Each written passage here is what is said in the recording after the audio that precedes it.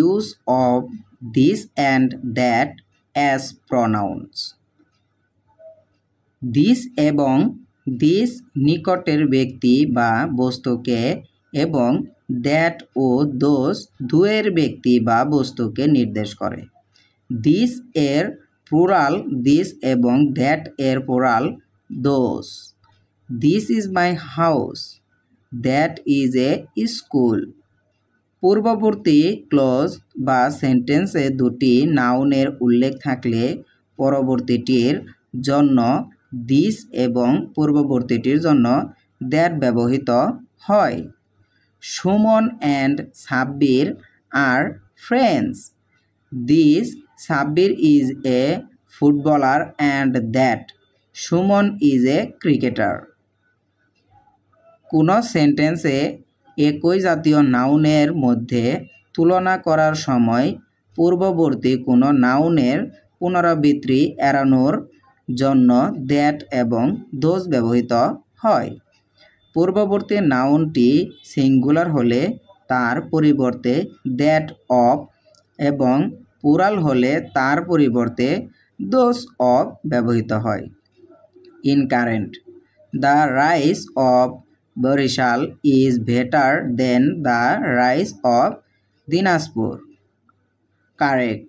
The rice of Borishal is better than that of Dinajpur. Incorrect.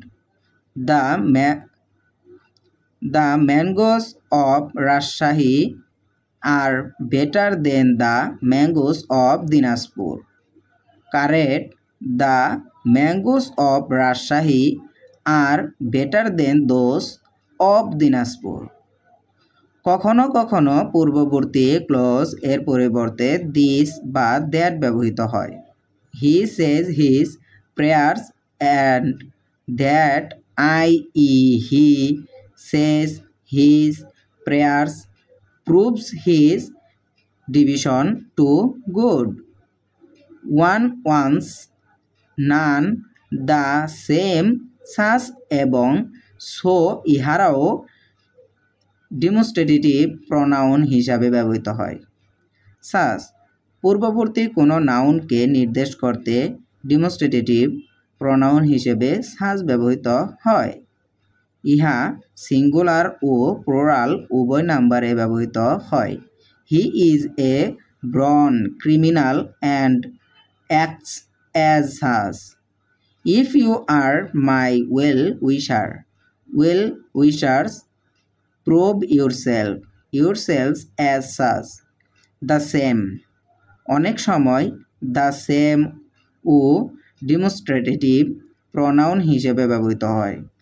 He made the same mistake as his brother that his brother made.